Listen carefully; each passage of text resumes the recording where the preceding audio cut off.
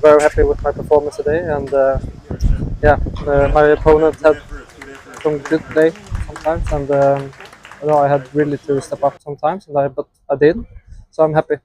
And what were your intentions going out there? Especially you wanted to work on? Be aggressive.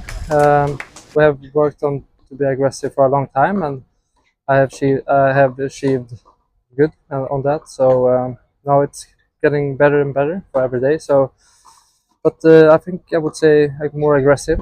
But it's I did that good today also. So You now face a Jamaican yeah, in John Chin.